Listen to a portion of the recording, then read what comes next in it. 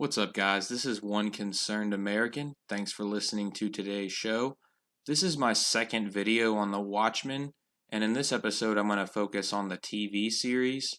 And I want to show you how one episode in particular is filled with explicit Illuminati symbolism. I'm going to admit a hard truth to you. I had a master's degree and had taught in public schools for several years before I even realized that the Illuminati was in fact a real organization that is documented in history. As a matter of fact, my wife, who had no college degree at the time, was telling me things about the Illuminati and I was dismissing them, thinking that, oh, that's just a conspiracy theory. Lo and behold, I wasted a lot of time where I could have actually been researching the truth. George Washington, Thomas Jefferson, John Adams, you can go back and read the founders, and they actually did have some things to say about these secret societies like the Illuminati. Now, you need to understand that this isn't a group that is like your local country club, folks. You don't carry a membership card to the Illuminati. Okay, you don't pay monthly dues. You're talking about the heads of all the secret societies and all the mystery religions around the world. And they communicate through their symbolism. And that's why I want to show you that this episode 6 of the Watchmen series called This Extraordinary Being is filled with these symbols. Okay? Now this episode is an origin story of a hero from the series called the Hooded Justice. And there was a lot of controversy about this character over the TV series because it was kind of different from how the comic book presented him. And I'm not going to get into all of that. I think it was a really cool origin story, so let's get started. The main character is this guy named Will Reeves in this episode. Will Reeves will go on to be the Hooded Justice, and he actually lived through the bombing of Black Wall Street, and then he goes to New York to try to be a police officer. And on the day of his graduation, one of his commanders tells him, beware of the Cyclops. So, this is something unusual. He's like, whoa, what is the Cyclops? And then one night he's out on patrol, and he's walking his normal beat, and he sees a man walk up to a local Jewish delicatessen and throw a Molotov cocktail through the window and set it on fire and actually blow up the building. So he arrests this man, he brings him into the jail, and the man actually denies he was even a part of it. One of Will's fellow officers actually comes up, takes the perp away, and then he throws up this hand sign here. You can see he puts, it's kind of a cross between a 666, a devil horns, and the one eye symbol on his forehead. And he flashes it to the other officer that's working behind the desk. And then he takes this man away. And then next thing you know, he's released from jail. Well, Will noticed the hand sign and he goes and he talks to the guy and he says, hey, what's with this hand sign? And you can see from this angle, it looks like kind of a devil horn. And he's putting it over his forehead, like the pineal gland area, with the one eye symbol. So Will starts asking all these questions, and the guy behind the desk is like, look, man, I'm trying to protect you here. Just stop poking your nose around. You might get hurt. So Will goes out for a walk one night, and the other officers, the guys that he graduated with, they snatch him up in an alley. They beat him up. They take him and they hang him. They put a bag over his head. And they tell him to stay out of white people's business. And from then on, Will realizes that he wants to fight crime. He actually, that same night, helped save some people in a fight on the street. And then he realizes that if he's going to be a superhero, he will obviously need to wear a mask. And he wants to put white makeup around his eyes so that people will think he is a white person. Because this is taking place during the 1930s or 40s, and there was a lot going on at that time. Hitler was coming to power in Europe. America was still segregated.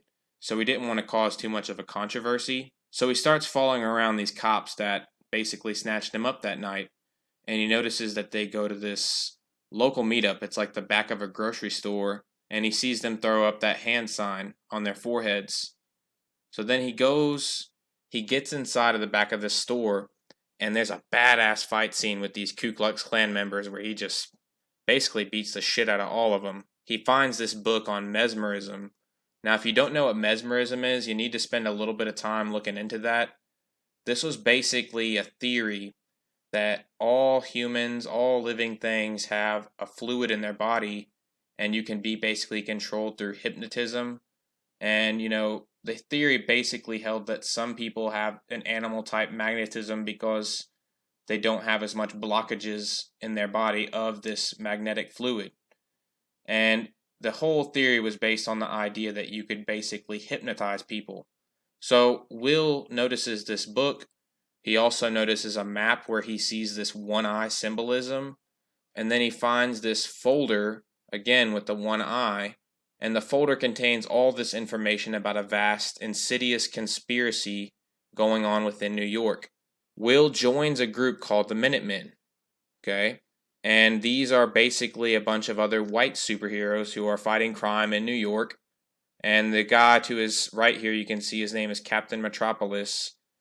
At one of their first press conferences, the Hooded Justice tries to tell people that there is a vast, insidious conspiracy involving the Ku Klux Klan, and Captain Metropolis actually shuts him down, and they don't want him to actually talk about this. They kind of ridicule him when he tries to tell people that something is going on with the Klan and that they're involved with the police department and that there's mass corruption going on.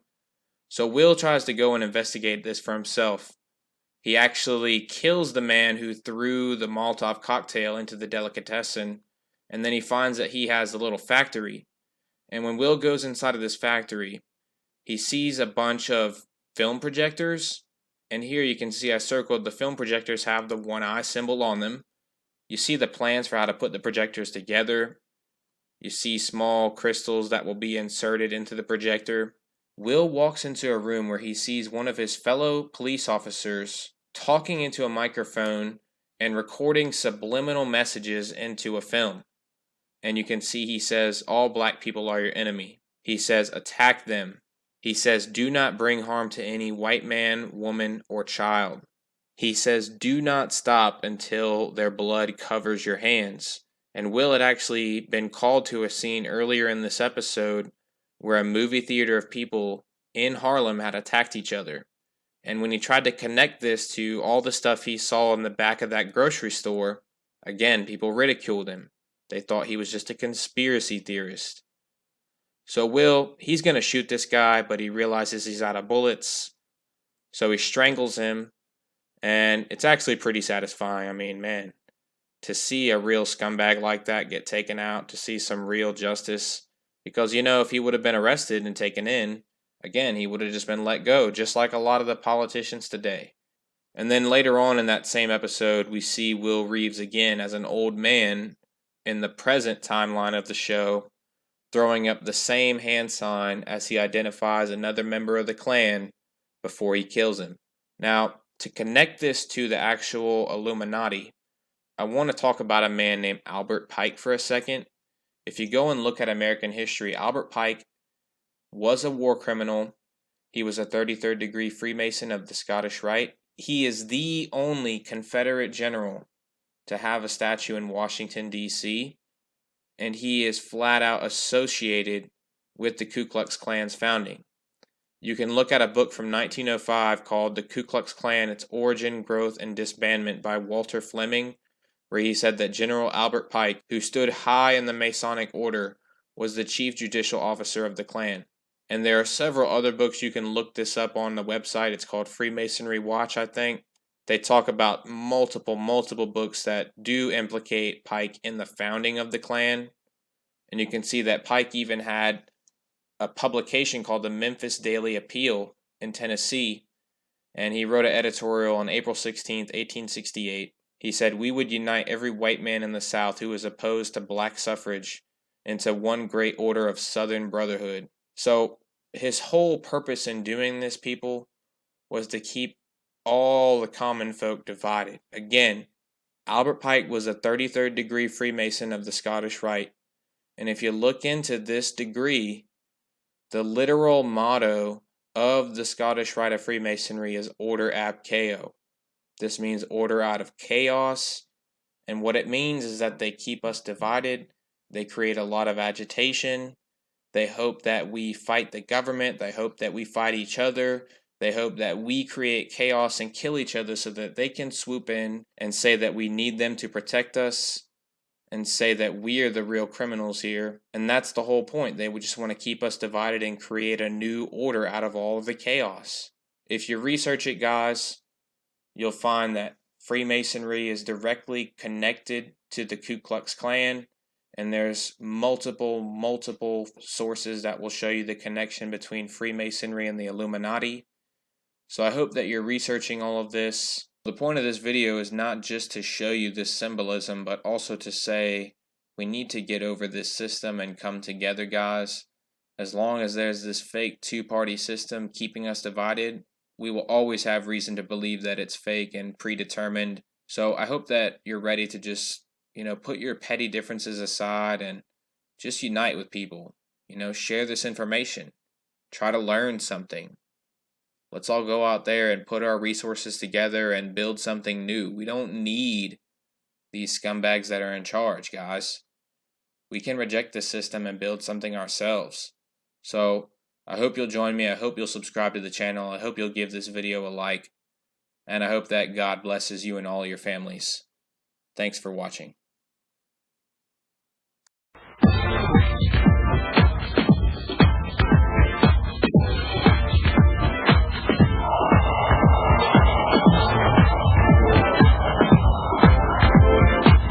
Glad you could make it.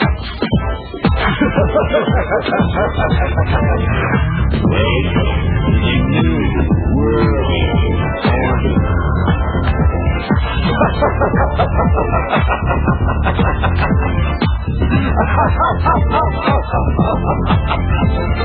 Never in human history has so few taken so much from so many as America's Illuminati and their warlords of Wall Street and Washington. In just 8 years, these banksters and international government gangsters took it from the greatest creditor nation to the largest debtor nation on earth. Our standard of living has dropped like a rock for 4 out of every 5 Americans. They have foreclosed on our homes, our farms, our factories. They've exported your jobs and surrendered our arms. They want it. A new world.